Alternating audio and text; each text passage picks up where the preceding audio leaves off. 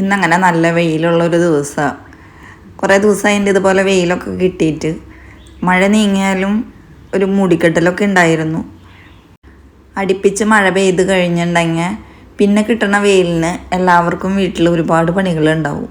അതുപോലെ എനിക്കും ഉണ്ടായിരുന്നു. പക്ഷെ ആ പണികളൊന്നും ചെയ്യാനുള്ള സമയം എനിക്കുണ്ടായിരുന്നില്ല. രജനീഷേട്ടൻ ഒന്ന് പുറത്തേക്ക് പോകണ്ടായിരുന്നു. അപ്പം എൻ്റെ അടുത്ത് കൂടെ വരുന്നുണ്ടോ എന്ന് ചോദിച്ചു. ആൾ പണിയുടെ ആവശ്യങ്ങൾക്കൊക്കെ അളവെടുക്കാനൊക്കെ ആയിട്ട് പോകുമ്പോൾ എന്നെ കൂടെ കൊണ്ടുപോകണ്ടാ. അതെന്താണെന്ന് വെച്ചിട്ടുണ്ടെങ്കിൽ മിണ്ടിയും പറഞ്ഞ് പോവാമല്ലോ, ഒറ്റയ്ക്ക് പോകണേലും നല്ലതല്ലേ. അത് ഇപ്പോഴുള്ളതല്ല, പണ്ടും അങ്ങനെ കൊണ്ടുപോകാറുണ്ട്. അപ്പോൾ ഇനി അധിക നേരം കുട്ടപ്പനായിട്ട് ഇവിടെ നിന്ന് കഴിഞ്ഞാൽ എൻ്റെ പണികളൊന്നും തീരില്ല. അപ്പോൾ വേഗം ചെന്ന് ഞാൻ അകത്ത് കുറച്ച് കാര്യങ്ങളൊക്കെ എന്തെങ്കിലും വെച്ചുണ്ടാക്കലാണ് മെയിനായിട്ട് ചെയ്ത് വയ്ക്കേണ്ടത്. അത് മാത്രം ചെയ്താൽ മതി. ബാക്കിയുള്ള കാര്യങ്ങളെല്ലാതും കല്യാണി ഇവിടെ ഉണ്ട് ഇപ്പോൾ. അപ്പോൾ അടിച്ചു വാരൽ, തുടയ്ക്കൽ, പാത്രം കഴുകൽ അങ്ങനെയുള്ള പണികളൊക്കെ അവൾ ചെയ്തോളും. അപ്പം ഞാൻ പോവാൻ നോക്കട്ടെ. വീട്ടിൽ നിന്ന് ഇറങ്ങണതൊന്നും എടുക്കാൻ പറ്റിയില്ല. ആകെ മൊത്തം നേരം വൈകി. വരുന്ന വഴിയിലും അതെ, വലിയ പ്രത്യേകിച്ച് എടുക്കത്തൊക്കെ ഒന്നും ഉണ്ടായിരുന്നില്ല. അപ്പം അതൊന്നും എടുത്തില്ല. ഇത് പട്ടാമ്പി പാല. അപ്പോൾ ഇവിടെ എത്തിയപ്പോൾ ഒന്ന് ഇറങ്ങി വീഡിയോ ഒക്കെ എടുത്തു. നല്ല വലിയ പാലം, നല്ല വലിയ പുഴ. അപ്പോൾ അതൊക്കെ കണ്ടപ്പോൾ കുറച്ച് നേരം നോക്കി നിന്നു. ഉച്ചയാണ് സമയം, അധികം നേരം ഇവിടെ നിൽക്കാനും പറ്റില്ല. നല്ല വെയിലുണ്ട്. ആൾക്കാരൊക്കെ നോക്കാം എനിക്ക് വല്ല പ്രാന്താണോ എന്ന് ഈ നട്ടപ്പുറ വെയിലത്ത് ഈ പാലത്തിൻ്റെ വീഡിയോ ഒക്കെ എടുക്കണത്. എന്നാലും ഇതിൻ്റെ ഭംഗി കണ്ടിട്ട് ഞാൻ വിട്ടില്ല, കുറച്ച് വീഡിയോ ഒക്കെ എടുത്തു. ഏകദേശം ഗുരുവായൂരടുത്ത് എത്തിയിട്ടുണ്ടായിരുന്നു ഞങ്ങൾ. അപ്പോൾ പിന്നെ അമ്പലത്തിലും കൂടെ ഒന്ന് കയറാമെന്ന് വെച്ച് ഇങ്ങോട്ട് പോന്നു. ഉച്ച നേരമാണ്, അധികം തിരക്കൊന്നും ഉണ്ടായിരുന്നില്ല അമ്പലത്തിൽ. ഉച്ചയായതുകൊണ്ടാണോ എന്നറിയില്ല, തിരക്ക് അധികം ഉണ്ടായിരുന്നില്ല. ഇങ്ങനെ കാണുമ്പോൾ വലിയ തിരക്കില്ല.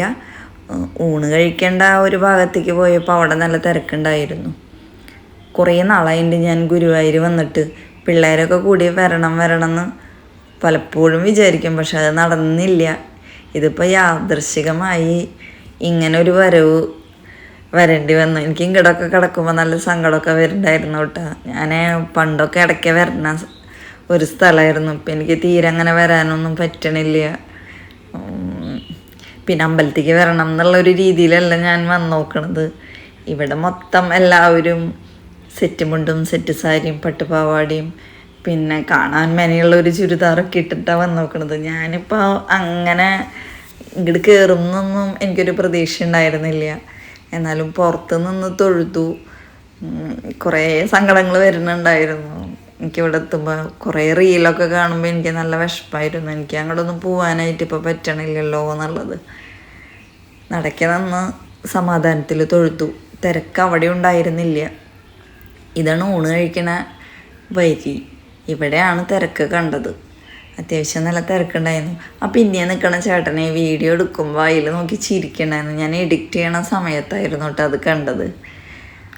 പിന്നെ ഞങ്ങൾ തൊഴുതു, ഭക്ഷണം കഴിച്ചു, അവിടെ നിന്ന് ഇറങ്ങി. ഇവിടെ അടുത്താണ് ആനക്കോട്ട എന്ന് പറഞ്ഞു. പിന്നെ ചേട്ടൻ പറഞ്ഞു അങ്ങോട്ട് പോവാം. എന്തായാലും എത്തി. ഇനി ഉച്ച തിരിഞ്ഞിട്ട് തന്നെ വീട്ടിലെത്തുള്ളൂ. പക്ഷെ എനർജി ഒന്നും ഉണ്ടായിരുന്നില്ല. നല്ല വെയിലായിരുന്നു. അപ്പോൾ നല്ല തലവേദനയൊക്കെ എടുക്കണ്ടായിരുന്നു. അപ്പം ഞാൻ പറഞ്ഞു വേണ്ട, ഇന്നിപ്പോൾ എന്തായാലും പോകണ്ട, വീട്ടിലേക്ക് തന്നെ പോവാം.